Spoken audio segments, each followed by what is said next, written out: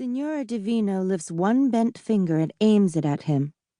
"There are snakes at Casa Rosa," she says. Mr. Pomodoro blinks.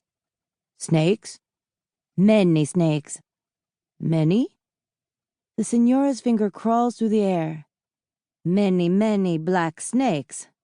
She smiles. Mr. Pomodoro smiles too. "Thank you," he says. "Thank you for that information." The daughter. Mr. Pomodoro has a daughter.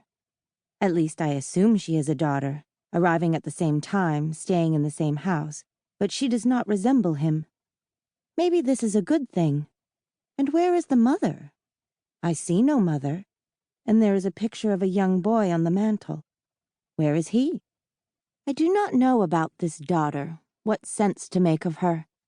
She is called Zola and is skinny like a twig tree, with hair chip-chopped in a startling way.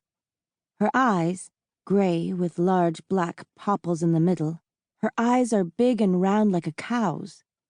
She appears, overall, I don't know how to say, like maybe a fawn who grew up with humans, or a chickadee who was raised by crows. I don't know.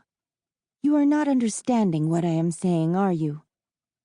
While Signora Divino asks Mr. Pomodoro many questions, Zola scouts for snakes. Signora Divino wants to know why the Mr. Pomodoro creature came here, to this village. "Why?" she asks. Why?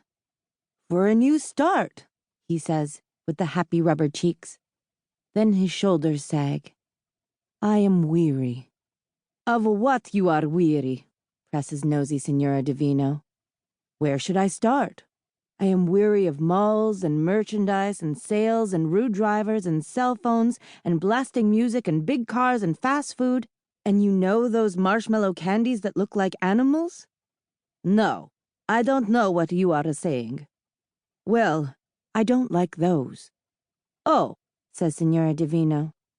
"Anything else?" Zola, who is in the bushes hunting for snakes, seems to reply for Mr. Pomodoro with an air puff that escapes from her feet up through her whole body to her mouth. "Foof!"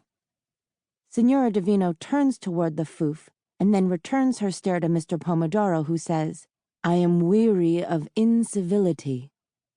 It is a precious-sounding word, and I hear another foof from Zola in the bushes.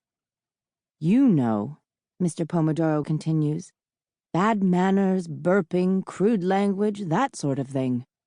"Ugh," Signora Divino says. "Idiots. Cretins." My tower. Maybe my tower, the Tower of Casa Rosa, is not the most attractiful or the most specialty tower in Switzerland. It is just a tower, after all, like so many other towers in the Ticino, this southern part of Switzerland. The casa is pink, like so many other casas, but the stone tower that rises 3 more stories above it is the color of its stone. How you call it? Tan? The color of straw in the winter? Of coffee with very much milk? It is a tower that stands tall and upending like a good soldier for nearly 400 years, not wobbling or falling down. At the top of the tower is an open balcony with a low wall all around and a tile roofing overhead. There are no windows. You reach out and there is the air, just there. You are high, high above the other houses, and the only things as high are a few trees and, down the road, the tall stickly spire of the church. The only thing in this balcony is a gauzy hammock, a light and airful place for me to loll about. Beneath the balcony is a tiny square room, exactly the size of the balcony above it. In this room are 2 trapdoors. One leads up to the balcony, and one leads down to the room below. Also in this room is a narrow cot covered with a worn feather duvet, and a small desk with a candle on it. The room beneath that one with the cot is again a tiny square, exactly the size of the room and balcony above it.